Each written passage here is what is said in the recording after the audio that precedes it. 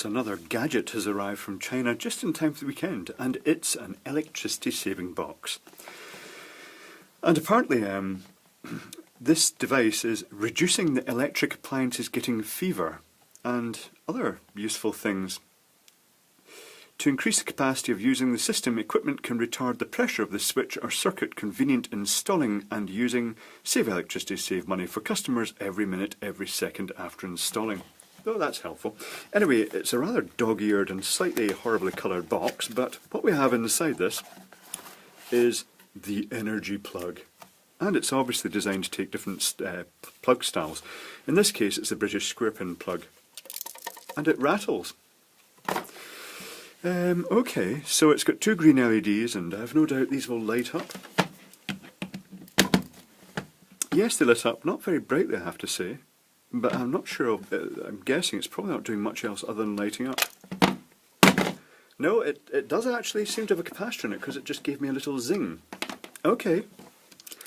Right. No charge left. Let's see if this one actually has a capacitor connected in it. So I'll set this to 20 microfarad rather optimistically.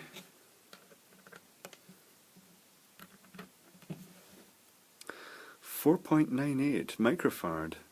So the best part of 5 microfarad. I wonder if it's just a standard 4.7 microfarad capacitive tolerance, or if it is actually a 5 microfarad capacitor. That's quite high. So they may actually be trying to do what's called power factor correction here. Well, that's kind of intriguing now. Because a capacitor applied across the mains,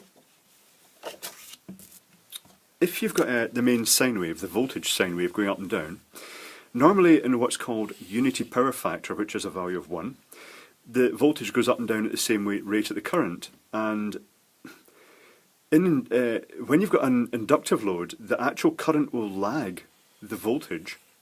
And when you've got a capacitive load, it'll actually lead the voltage.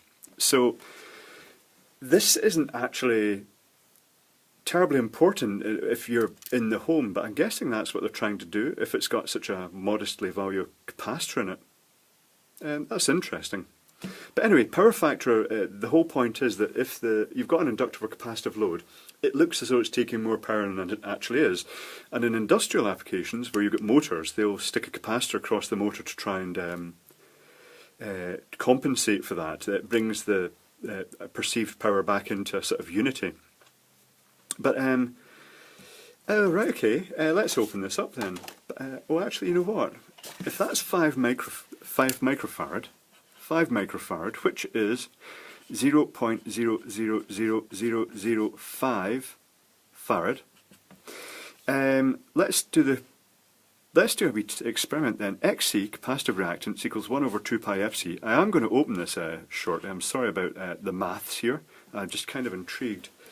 So 2 times 3.14 times 50 hertz times 0.00005, the 5 microfarad, equals, so that's 1 divided by 0.00157, would give equivalent resistance across the mains of 1 divided by 0.00157 of 637 ohms. Now what's the current on 240 would that be? I equals V over R. So just roughly, it's 240 divided by 637 ohms would equal, it's going to give an equivalent current flow of 0.37 amps. So that's going to be 377 milliamps. So let's actually see if this registers in a power plug. Where's a power plug?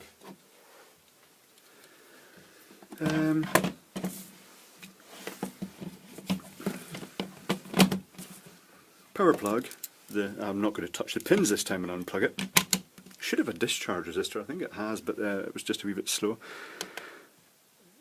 0 watts because it's not, it's purely representing a capacitive load, although the tiny amount will be going through these LEDs, that's kind of intriguing. 247 volts, 391 milliamps. So I wasn't too far off. So just to double check, let's go back round to the 200, let's do the maths again.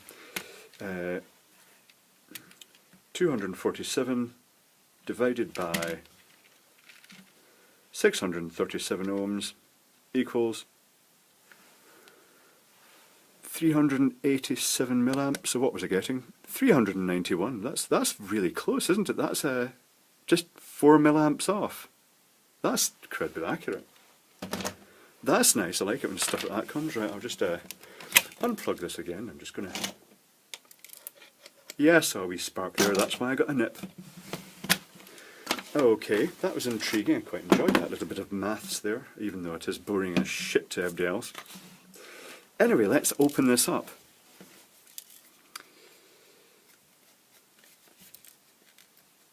You can see... Okay.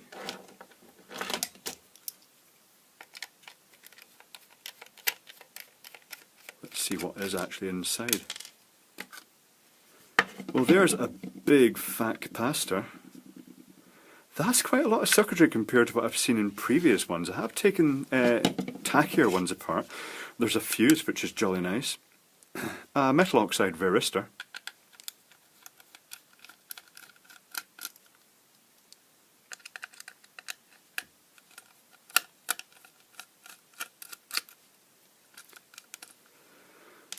I'm looking at this other little capacitor. Is that maybe for the LEDs? It's 100 nano. Oh, little bits of plastic. Oh, I see where they are. They're the bits that are supposed to hold the capacitor in alignment, but they've obviously had a bit of an incident. Okay. Right, let's draw this out then. What have we got here?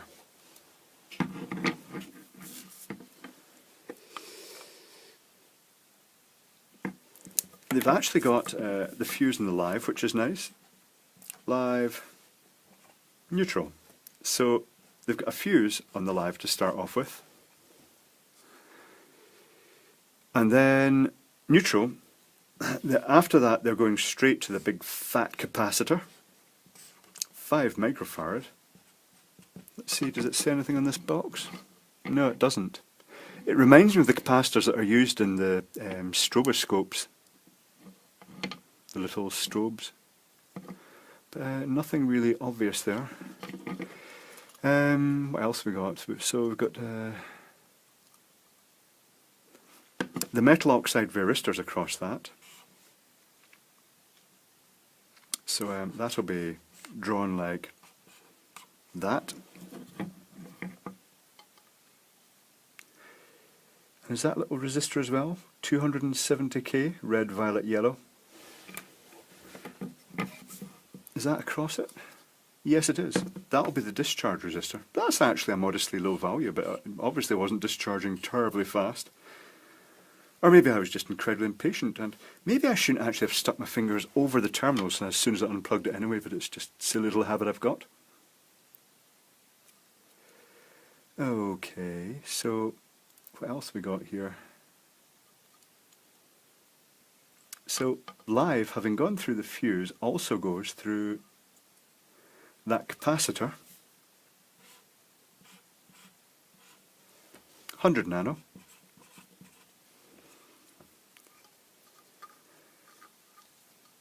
which doesn't have a discharge resistor, but that's not really critical because there is one across the whole input to the circuit. Then it goes to 2 diodes. This looks like a full-on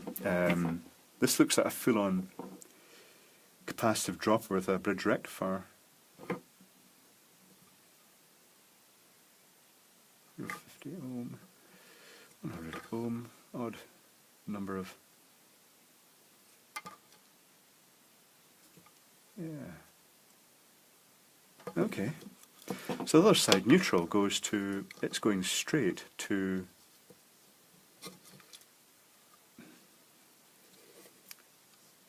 2 diodes. Yep, so that is a full-on bridge.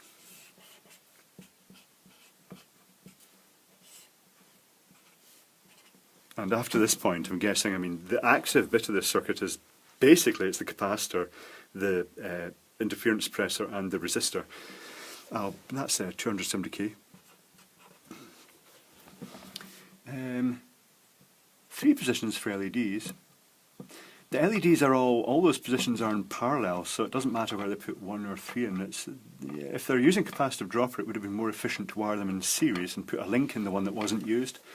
They would have doubled the brightness effectively of the LEDs if they'd done that. So then we've got a 100 megafarad. What voltage is that? It just says 100 megafarad. Oh, it just really does just say 100 megafarad. Does that connect across the output of the diodes? I think it is. Well, there's the positive and the negatives. Yeah, that's just across the bridge rectifier. Oh, but it's using a resistor. Okay, so it's using a capacitor, 100 megafarad, indeterminate voltage, and it appears to be using a resistor across that of 510 ohms. Is that really just hooked straight across that? It is. 510 ohms. So it's probably acting with the capacitor a bit like a potential divider to keep the voltage from floating too high in that. Not the most efficient way of doing things. And then there's a resistor of 100 ohms